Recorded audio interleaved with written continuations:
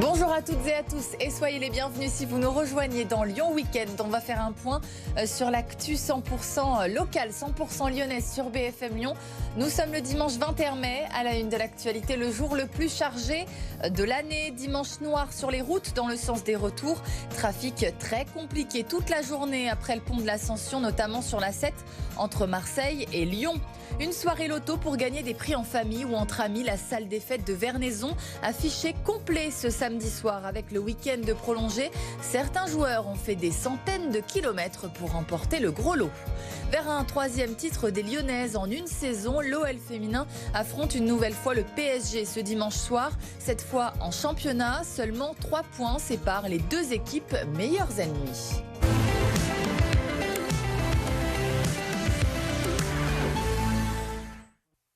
C'est le jour le plus chargé de l'année. Selon Bison Futé, dimanche noir dans le sens des retours après le pont de l'Ascension. Prudence et patience sont les maîtres mots de cette journée. C'est très chargé sur les routes pour rejoindre les grandes agglomérations. Pour arriver à Lyon, des bouchons, des ralentissements.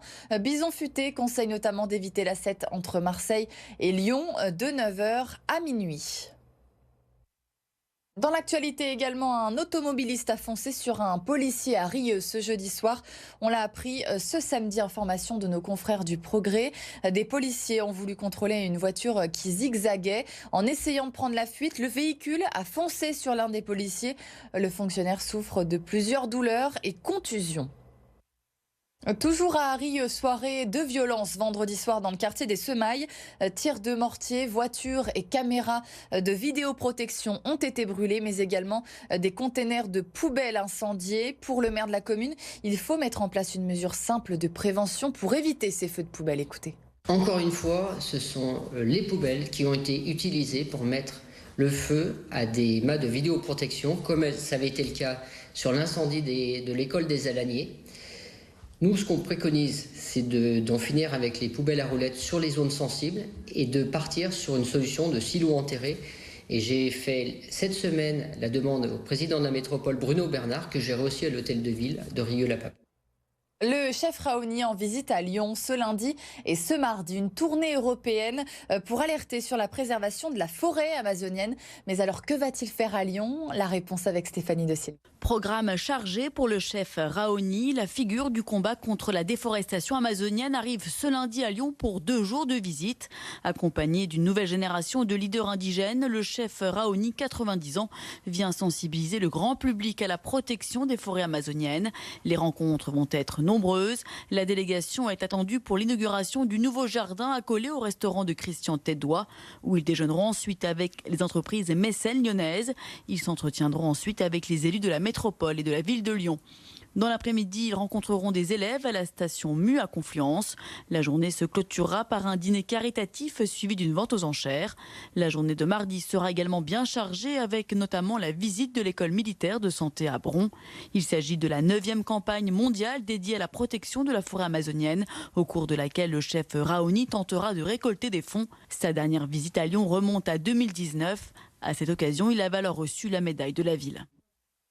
Un collectif d'élus alerte sur le manque de moyens dans les crèches. Une tribune publiée dans Le Monde et écrite par Steven Vasselin, adjoint au maire de Lyon en charge de la petite enfance. Les élus demandent des mesures concrètes au gouvernement. Écoutez.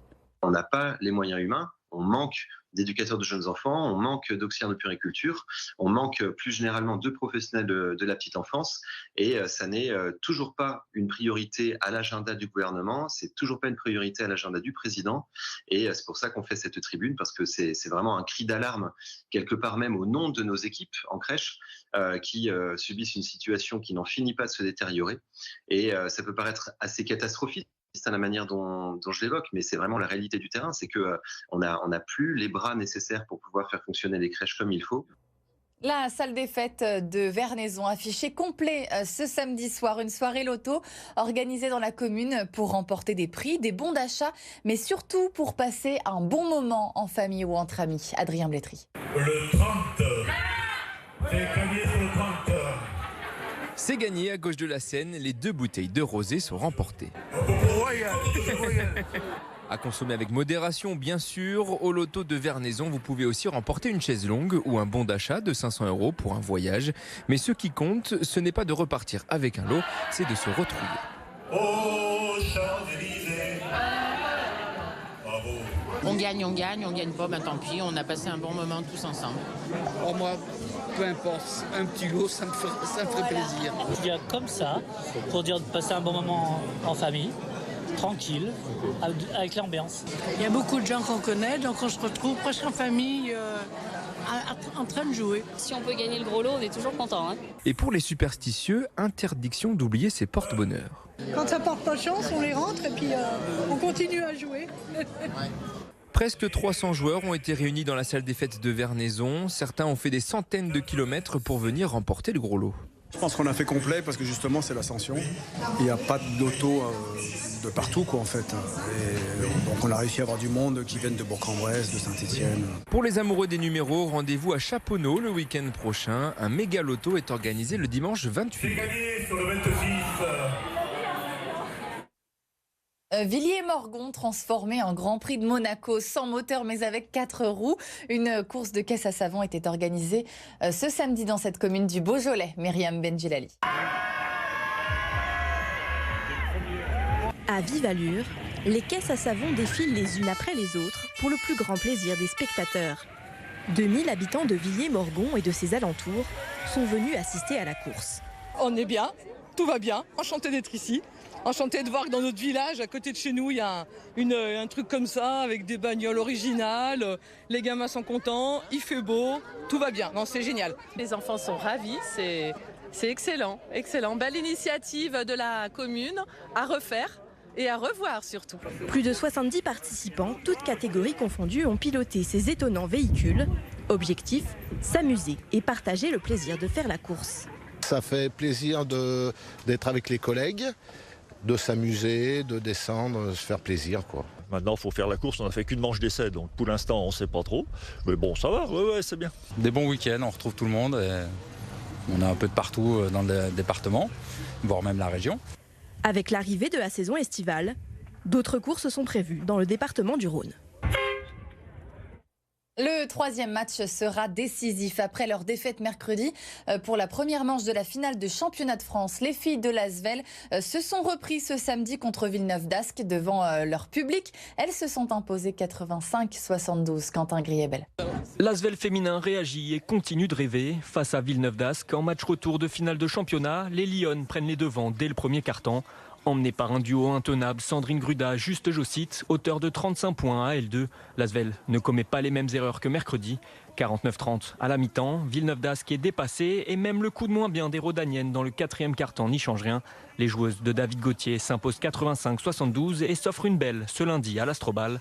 L'Asvel est à un match d'une nouvelle couronne nationale. En football, c'est le match du titre pour l'OL féminin. Ce soir, les Lyonnaises affrontent le PSG avant-dernière journée de championnat. Match crucial pour les filles de Sonia Bonpastor, une semaine après avoir remporté la Coupe de France face aux Parisiennes. Arthur Jean avec Édouard. Une Coupe de France, ce n'est évidemment pas suffisant pour un club du standing de l'OL féminin. Objectif, remporter aussi un 16e titre en D1 cette saison. Et ce pourrait être fait grâce à une victoire face au PSG ce dimanche, au cœur d'un contexte perturbé au club. Le contexte était déjà celui-ci avant la finale de Coupe de France.